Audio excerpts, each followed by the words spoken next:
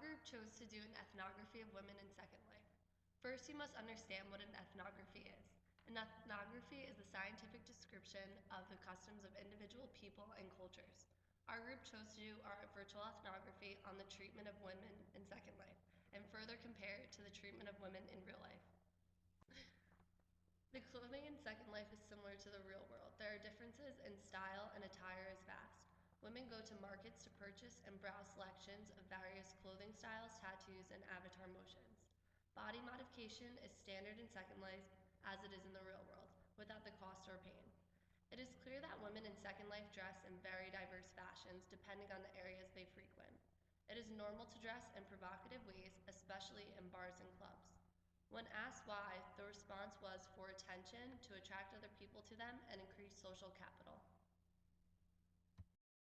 One female member said that there is a lot more disrespect towards women in Second Life than in the real world, perhaps because of the anonymity of being in a virtual environment. This member thought that the people objectifying the women don't think that the person behind the avatar has real feelings. She also mentioned that Second Life tends to be more like a dating site than a virtual world and is used more as a hookup virtual sex location. Another female mentions that Second Life has the unique ability to allow users to be anything or explore avenues of pleasure that the real world either does not offer, is frowned upon, or is physically impossible due to handicap limitations. While we observed the interactions between members, we noticed that there was very little difference between real-life interactions and interactions via Second Life. One member said that depending on where you go, you will be treated differently. In the Prohibition Club, where she role-plays a slave, she is treated differently than she would be at the Loch Ness Inn due to the cultural norms of the club and inn. Depending on which area you go to, men and women have different levels of control.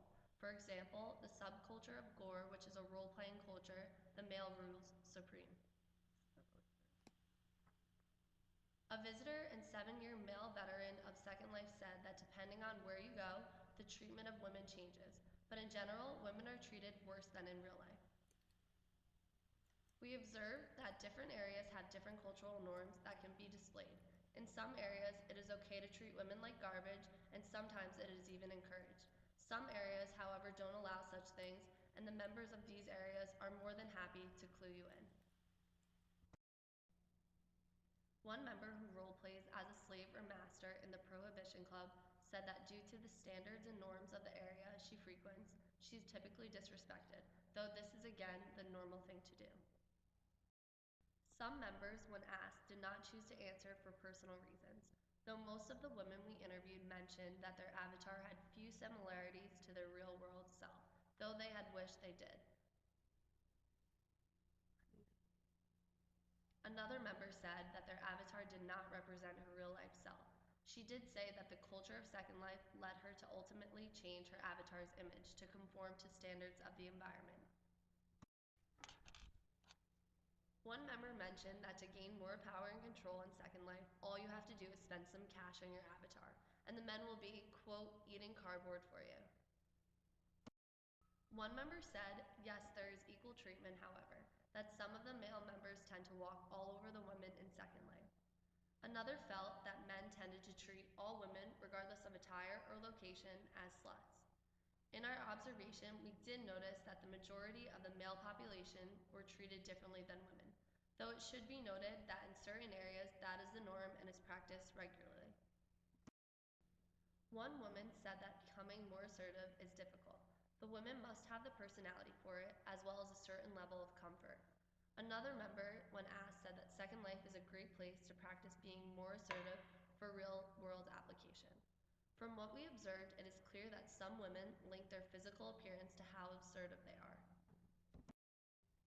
One member, when asked about revealing clothing, said that the attention women receive due to their clothing styles is similar to that of the real world. Depending on where you go or what kind of attitude you wish to portray, this will dictate what kind of clothing, if any, your avatar wears, as well as how you are treated. Though they mentioned that women tend to wear more revealing clothing in Second Life than in real life due to anonymity. Another member said that they do not think it is degrading to dress this way in real life or in Second Life. They mentioned that confidence will dictate the level of sluttiness that is portrayed. One member who we talked to said that women are better portrayed in real life than in Second Life due to their ability to alter their appearance. This allows them to conform to the standards and norms of the environment. Another said that regardless of gender, men and women in Second Life can and will alter their avatar's image, citing that it was human nature to want to look good. Most of the women we observed tended to migrate towards shopping markets as well as the bars and lounge areas. The culture of women seems to be more of a social aspect than anything else. It seemed to us that most of the objects being sold in the markets for women tended to be clothing, though there were quite a few options for tattoos and other body modifications. Some of the locations we observed large groups of women in were Crazy Spade Roundhouse, the Loch Ness Inn, Res Nightclub, and the Prohibition Club. Second Life is very similar to real life in the treatment of women with slight differences. Things like the options to alter your personal image through appearance editing or in real life plastic surgery.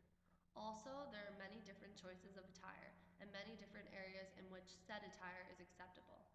Additionally, women and some extent men tend to congregate in social areas such as bars, clubs, markets, and lounges. Lastly, in both Second Life and in the real world, it is very male dominated. One major difference we noticed in the treatment of women is the aspect of anonymity in Second Life. There is no real recourse to what you are saying, and people have no idea who you really are. In conclusion, throughout our observations and interviews, we have found that the treatment of women is similar, if not worse, in Second Life.